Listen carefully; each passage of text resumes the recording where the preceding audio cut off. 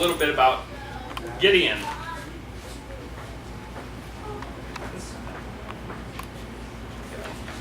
So Gideon in Judges 6, 1-40, we're not going to read it, so you don't need to turn there.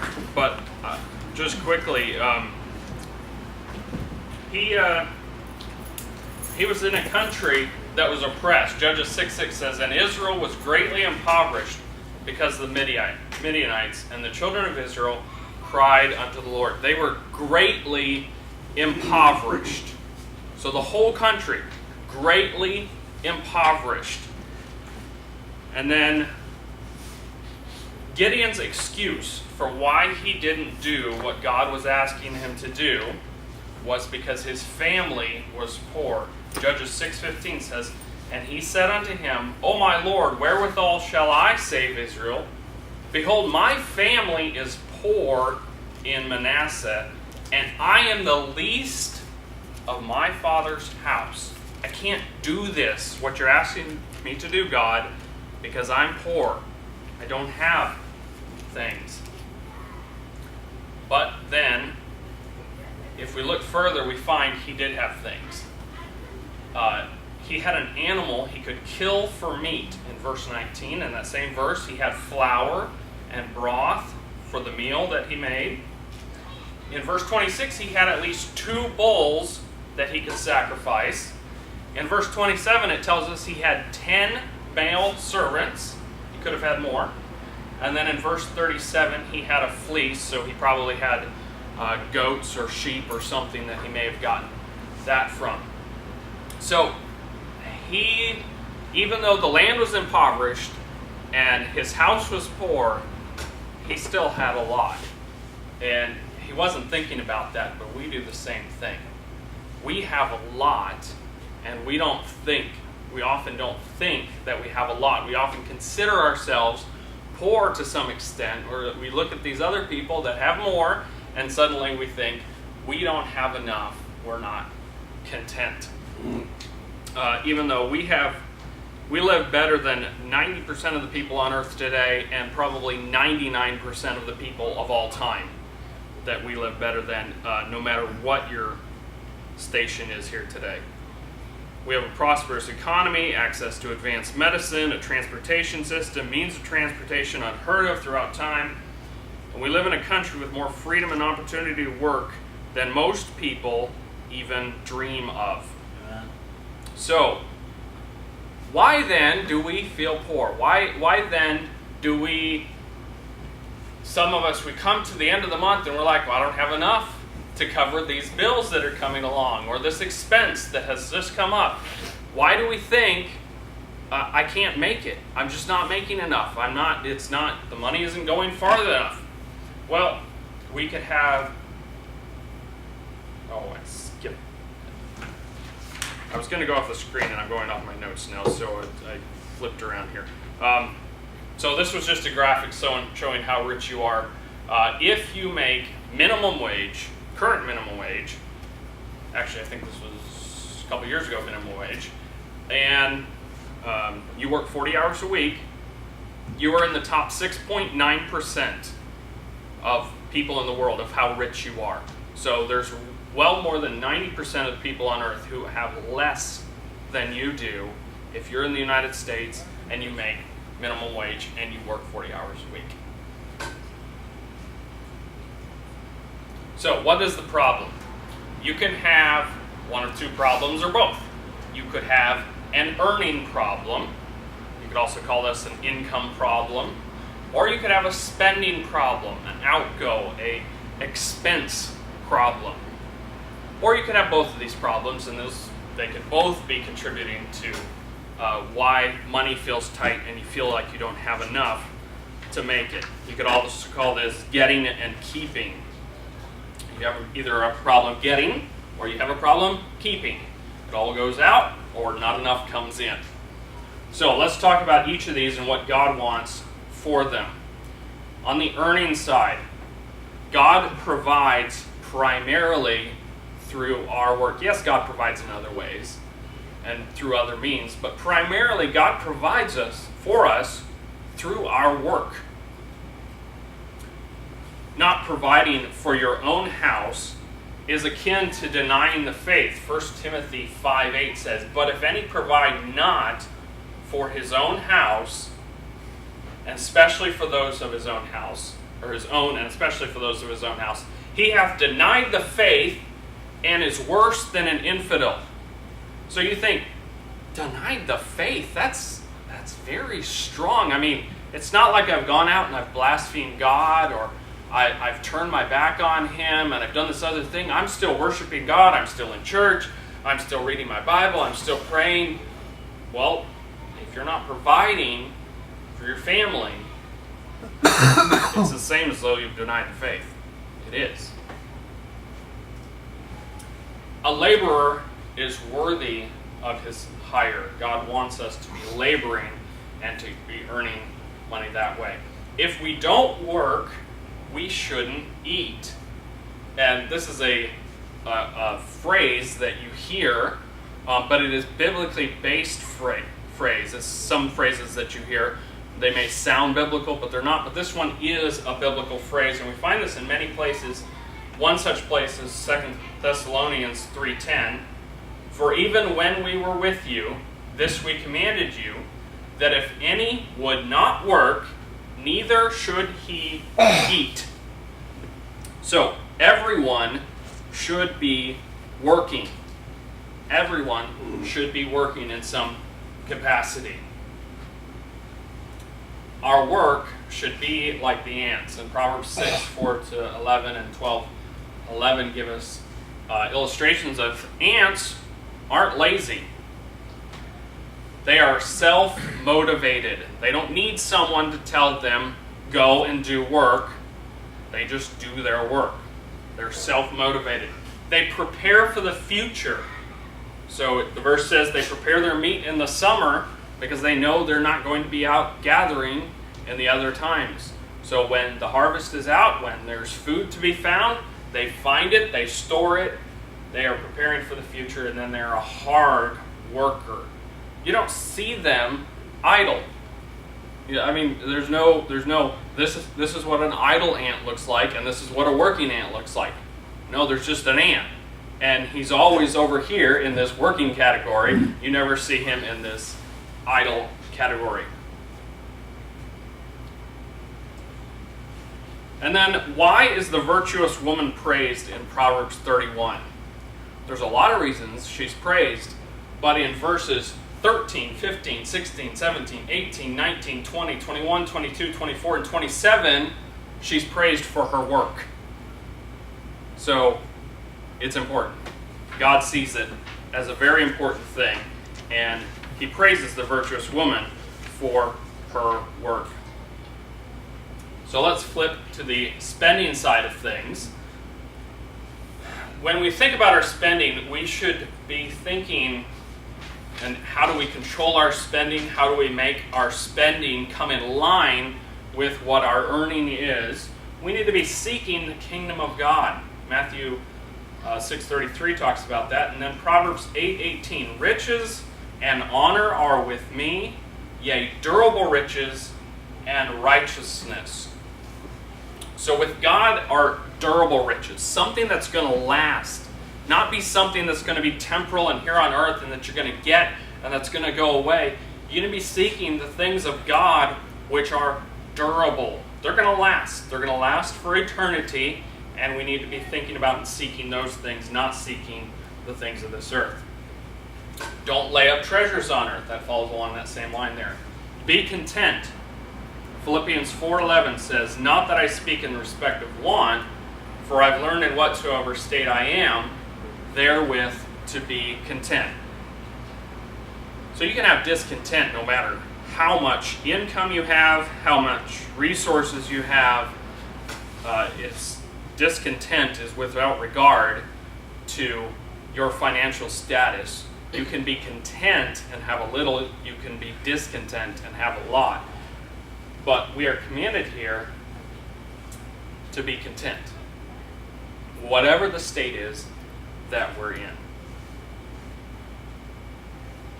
Honor God with how you spend your money. So this can hit us in a lot of different ways as we think about it, and we think about our spending, and we think, is this thing that I'm thinking about buying, is this something that is going to honor God? Is this going to lead me down a path? And you may say, well, but it's such a small, minor thing. It doesn't seem to matter very much.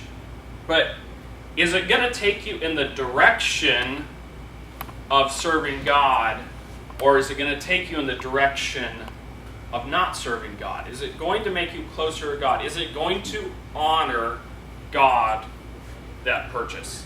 And so we need to be thinking about those things when we go and buy things. Think about it and say, God, is this something you want me to have? Is this going to honor you? And then don't labor to buy things that do not satisfy. And I'm sure we can all think of many things in our lives that we've bought that did not satisfy. I think I have that every single time I buy French fries.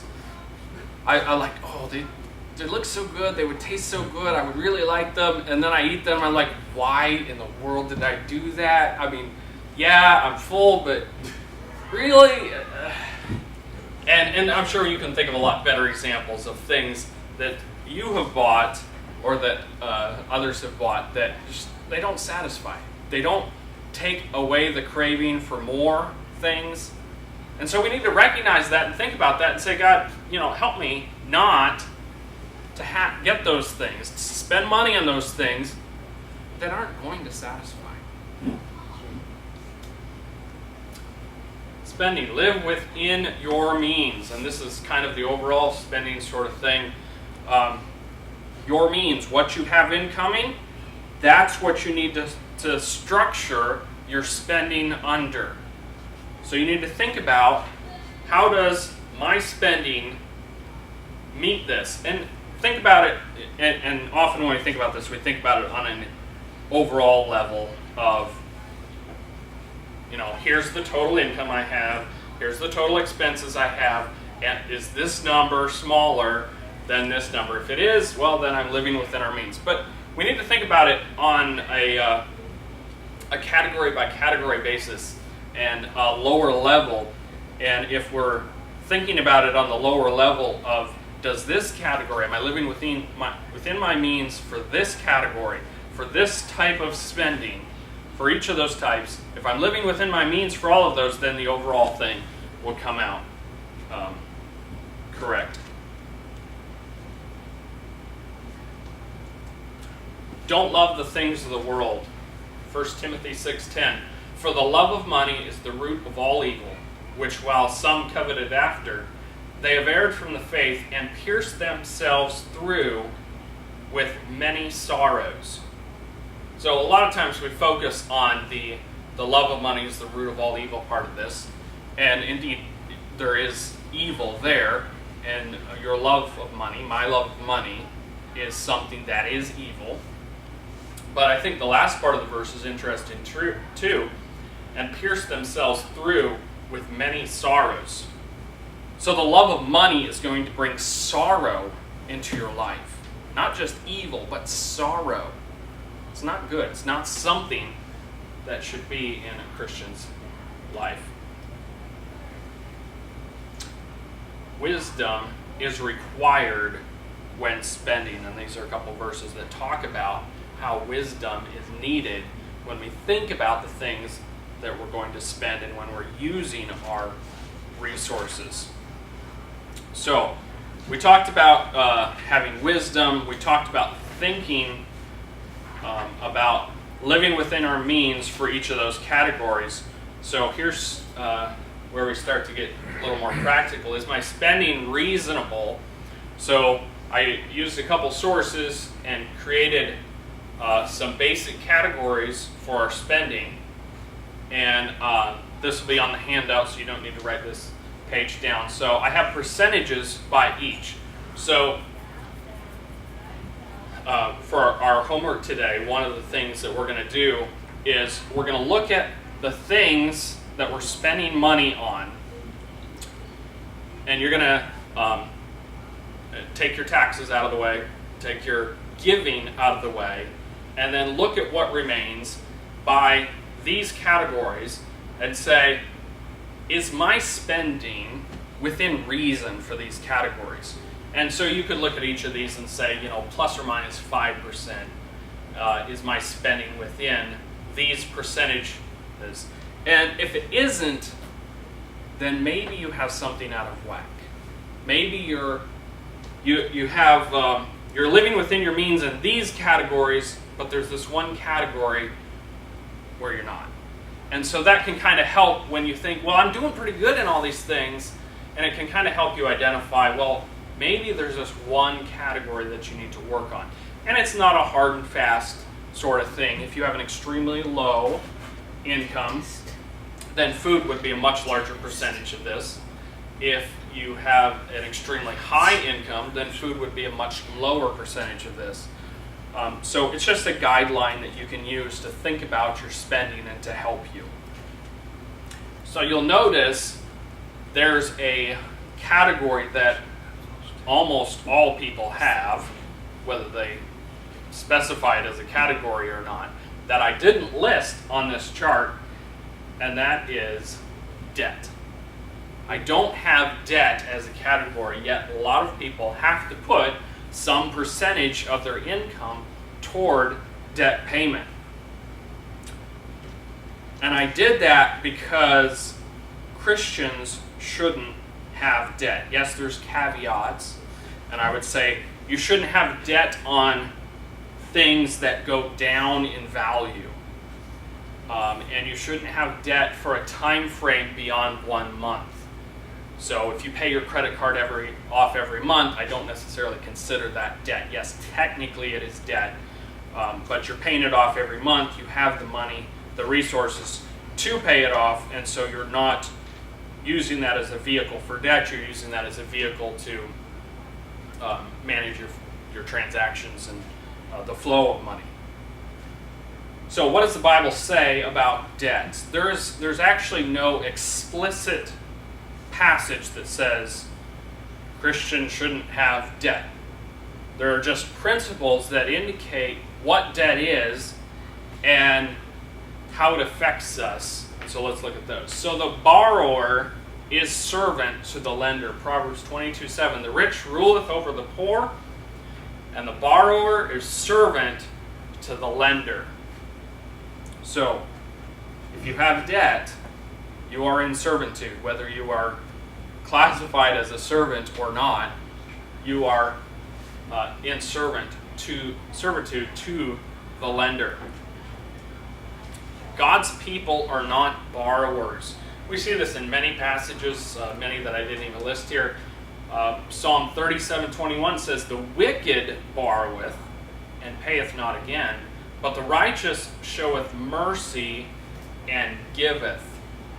So God's people are givers, they're not borrowers.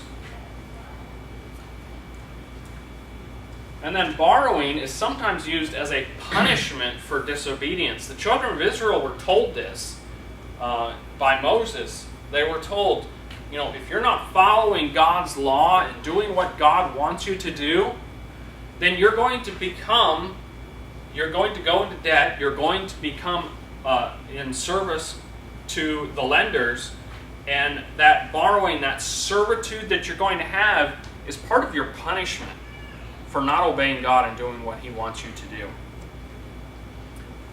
So it's not something that God looks on as a good thing, it's a punishment thing, it's a bad thing, that is.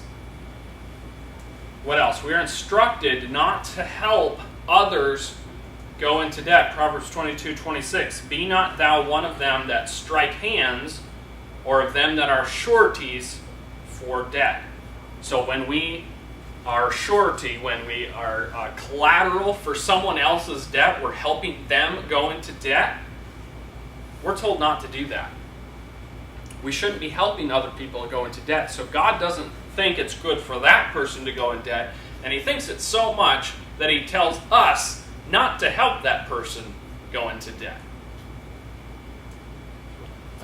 We are to always meet our obligations. Romans 13:8 says, "Owe no man anything but to love one another, for he that loveth another hath fulfilled the law. So, even when you have debt, you should be meeting your obligations. Your debt is an obligation to pay. You should be paying it. You should not be defaulting on your debt. That is a worse thing to do, because then you would owe them something. So, if you have any debt today outside of your house and you can't write a check today to pay it off, then you are by definition broke. And so we're going to talk about some things that shouldn't characterize people who are broke.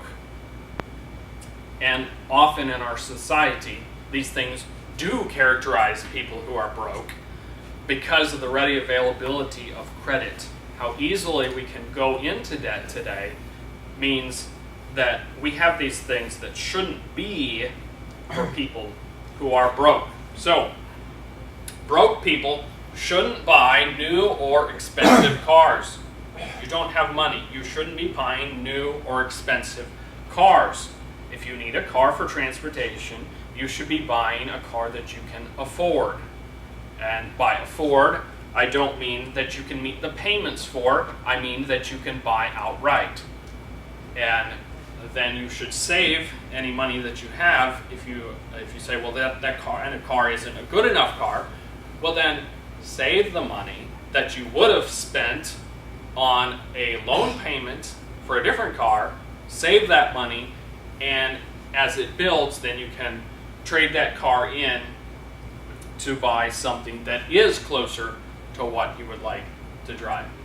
Broke people shouldn't be buying new or expensive cars. Broke people shouldn't be in a restaurant they aren't employed at.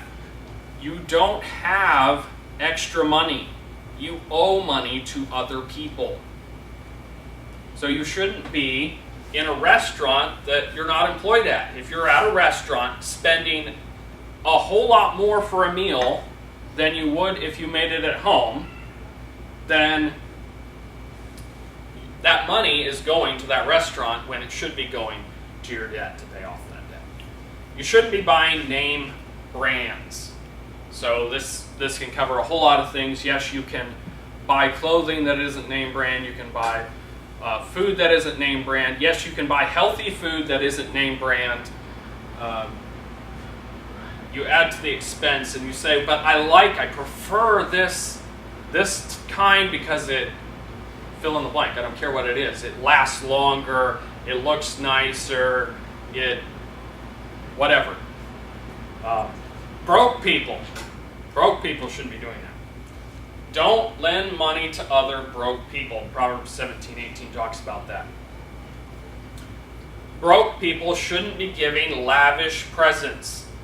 And, we always talk about, when you give a gift, it's the thought that counts. But yet we still give lavish gifts and gifts that are very expensive.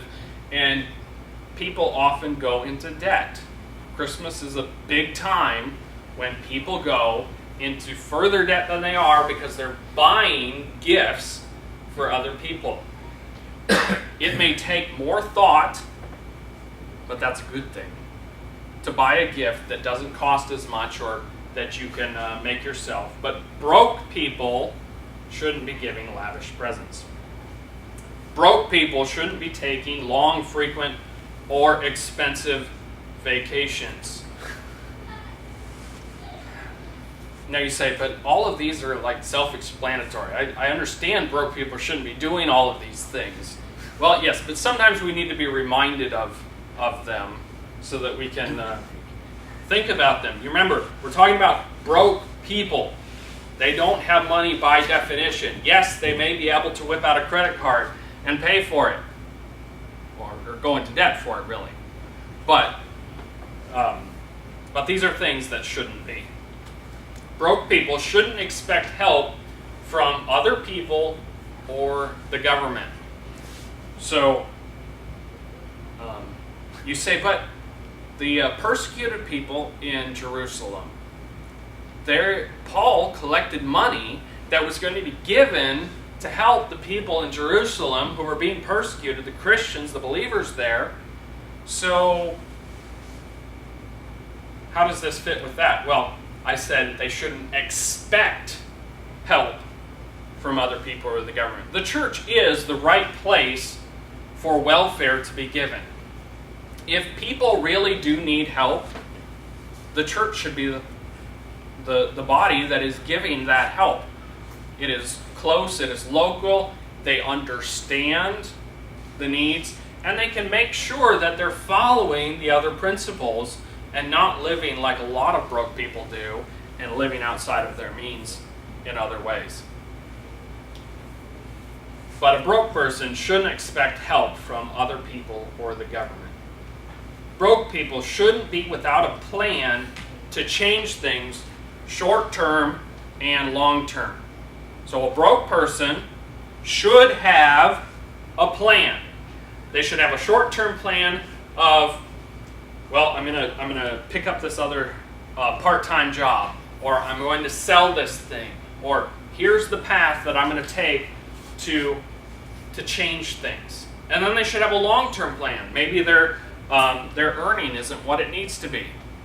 And so they say, well, but if I go and I take this class, or I get this technical course, or if I do this other training thing, or if I work harder at my current job, or I find this other job, if they do one of these things, they'll say, long-term, I want to go from here to here, and these are the steps that are going to get me there. Broke people should have a plan, and they shouldn't be without a plan. Broke people shouldn't have anything with a motor that isn't necessary for work, church, transportation, or for the maintenance of their home. So like recreational vehicles, extra vehicles, motorhomes, whatever. You can fill in the blank, whatever this may be. This isn't for broke people. So sell these things. Broke people shouldn't be saving for retirement, kids' college, vacations, etc. So a lot of people who are broke say, well, yeah, I don't have enough money, but I'm still saving for retirement because my company offers a 401k and they do a company match, and so I just can't give away that free money for the match, so I've got to contribute to my retirement fund. Okay, so you're broke. You don't have money. Your first obligation is to your debt. Okay? And if you take care of that, then you'll have even more resources to contribute toward a retirement fund, a 401k, whatnot. Now, there is an exception to this. If you have an unavoidable expense that you can see on the horizon, then yes, it would be fine, even for a broke person, to save up money for that. The idea is you don't want that expense to become something that you're going to have to go into debt for. So if you see that your car is having trouble with the shifting or something, then you may go to get it checked, and they say, yeah, it looks like you're going to have this replaced sometime in the next 6 months. You say, oh, okay, I have a known expense that I have to meet at this point, so I'm going to start making sure that I'm on a trajectory to pay for that expense and not let that expense become something that pushes me further into debt. So that would be an example of something you might put an exception to savings for. Broke people shouldn't spend money on games of chance. We're referring to lottery and all sorts of gambling, things like that. Proverbs 13:11 calls this wealth gotten by vanity. And broke people shouldn't be doing that. No one should be doing that, actually. But it applies even more so to broke people. And it seems broke people tend to think that it's a more important expense for them to have in their lives, spending on games of chance. Broke people shouldn't be without a thorough understanding of their debts, minimums, and prepayment penalties. So, broke people often don't want to face how broke they are. They don't want to face the problem that they have, and so they don't really pay attention to it. They don't know how much debt they have. They don't know what their minimums. They don't even know what their minimums are because that's all they're paying. But they don't know what their prepayment penalties are because they're never thinking about prepaying their debt. They just pay the minimums and go on. But broke people should have a thorough understanding of the debt that they have. The amounts, the minimums, prepayment penalties, all about it.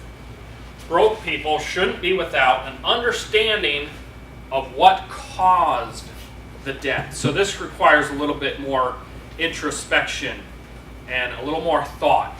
You say, okay, I have these, let's say I have these 3 debts. Now let me think through them. What caused me to get into this debt? Why do I have debt here?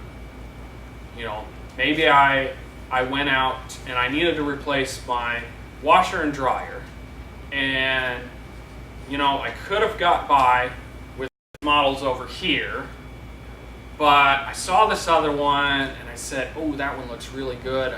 It's going to do so much better, and I like the brand, or whatever it is. And so you said, well, I'm gonna get some store credit here, and I'm gonna go into debt for the unit I want versus the unit I can afford. And so maybe you diagnose things like that. Maybe you say, well, there wasn't any one thing that caused me to get this debt. It's just kind of nickel and dimed. Well, what started that nickel and diming in that debt? Was it just as soon as you opened the account, you just started using it and going into debt? Or was there some other thing that came before it?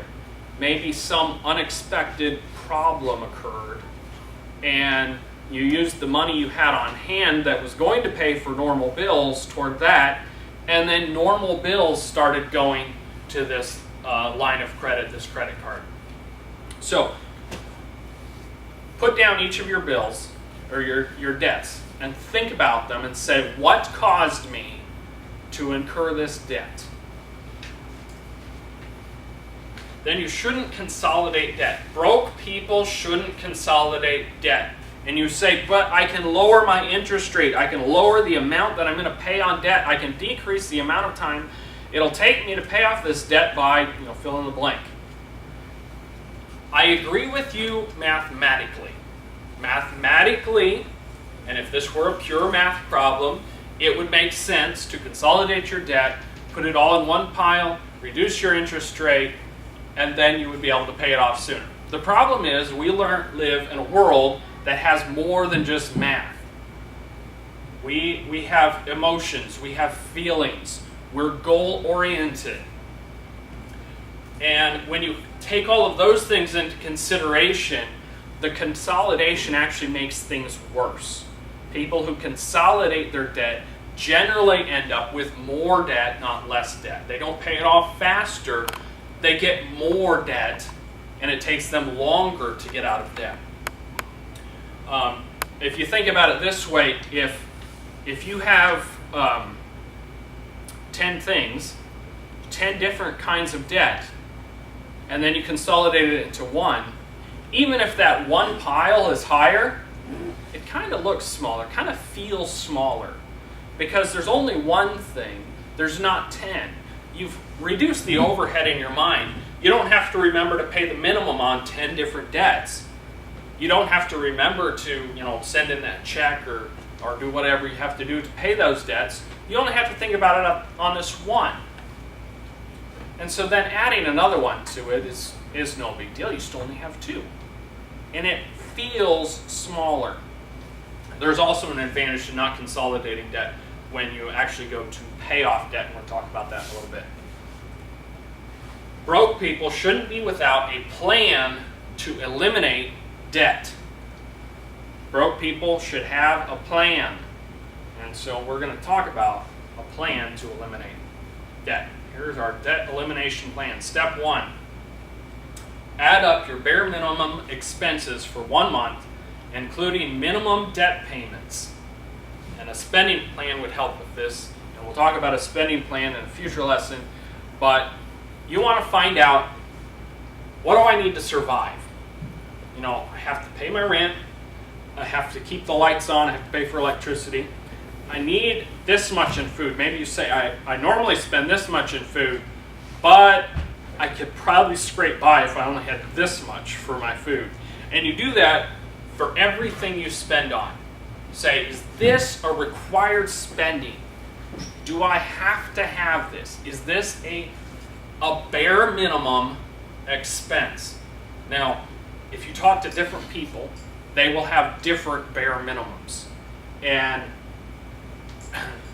you and I could probably look at each other's expenses and try to determine what the other person's bare minimums are. And you would probably look at mine and say, that shouldn't be a bare minimum. You shouldn't be spending on money than that if you're in debt. And I would do the same for you, and I would point something else out. So these are things that are highly personal, but push yourself. And think about it. What would someone else say? Would someone else look at this and say, that shouldn't be a bare minimum? That should be part of your bare minimum. Try to get down to the smallest number you can. And since you're in debt, you're going to have to include your minimum debt payments. So don't include paying any extra on anything. Just include your minimum debt payments on all of your debts in this number. So you got that number. Step 2. You know what your current income is. You know what your spending is now, or what your minimum expenses are. And if you don't have enough income to meet those minimum expenses, then you got to figure out what to do. You need to say, do I have a spending problem? Am I putting out too much here? And that's the problem. I'm making enough over here, but I'm putting out too much over here. Well, then you need to reduce your expenses. Or you could say, do I have an earning problem? I have next to nothing or not enough coming in over here.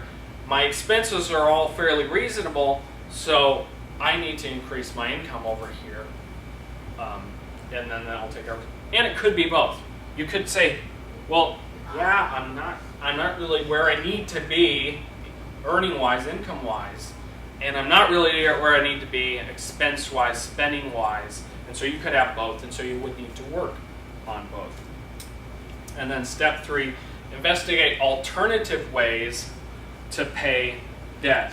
So this is kind of along the lines of the one-time things or things that you could temporarily do without. You say, I really want this thing to be in my bare minimum expenses, but I realize it probably shouldn't.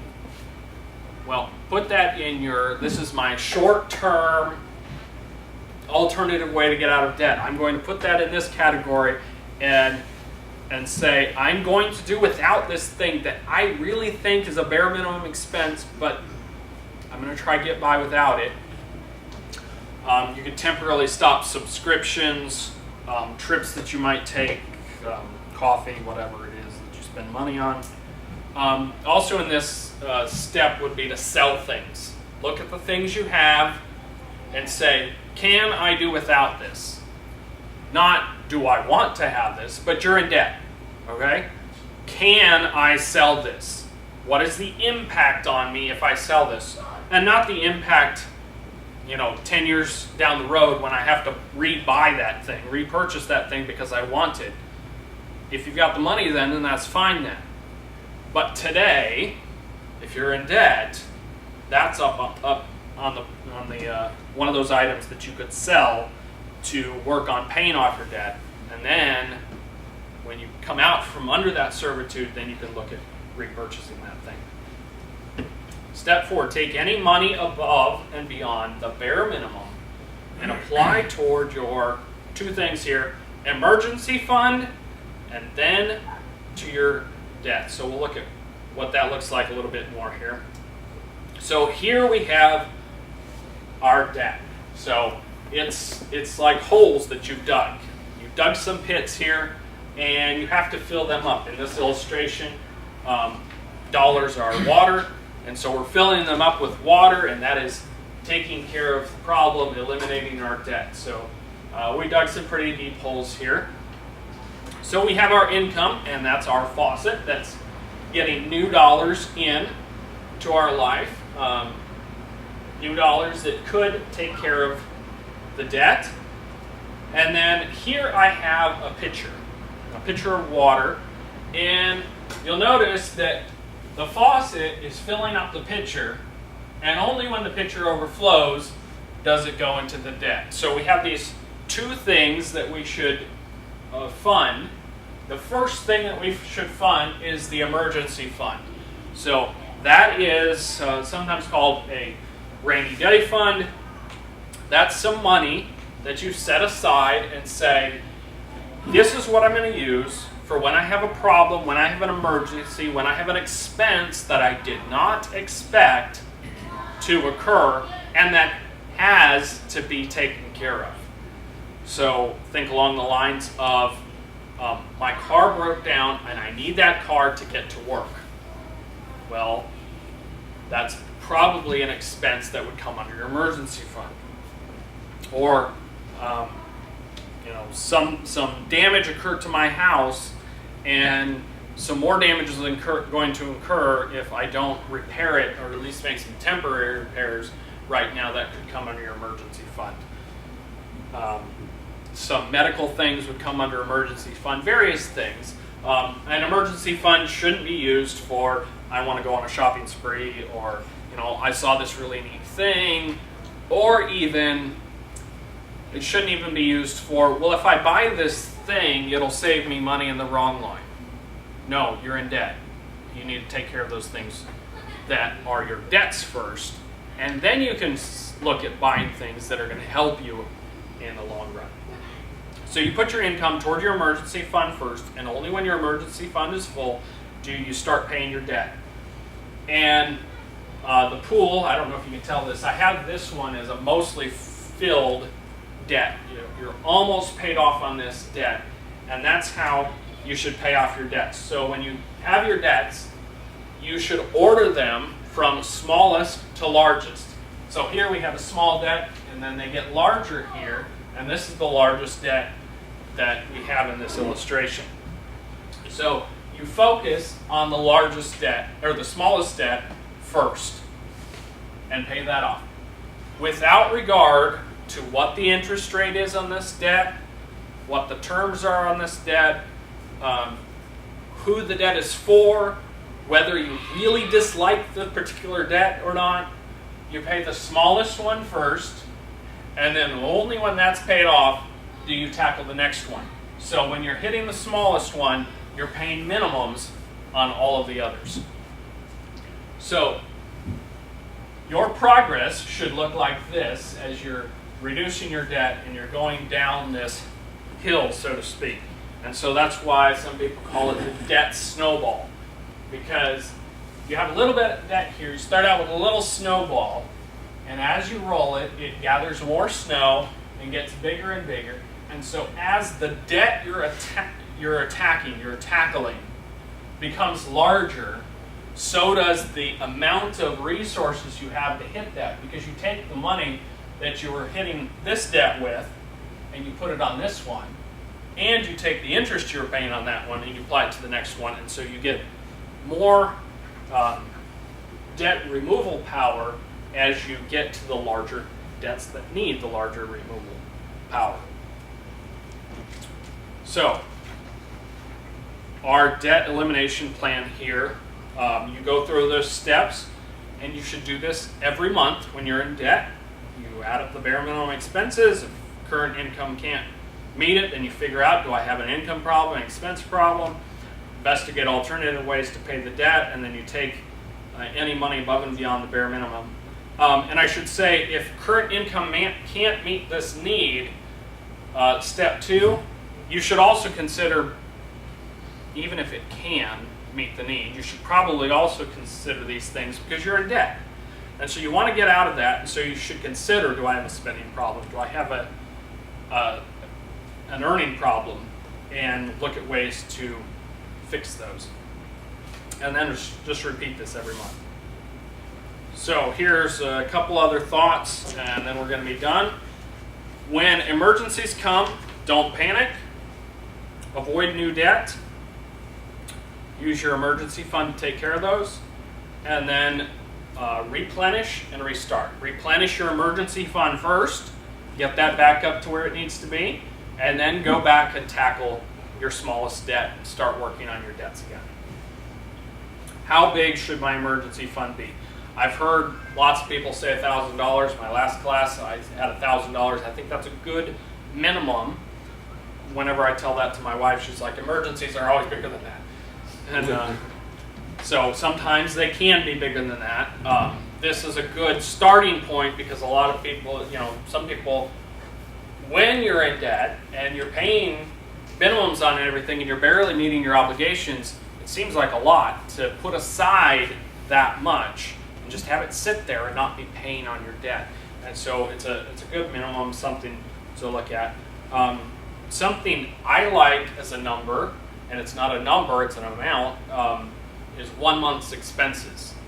Because if you have 1 month of your bare minimum expenses saved up, and you have an emergency come along, you know for certain that you can make it 1 month on what you have. Because your emergency fund is that much.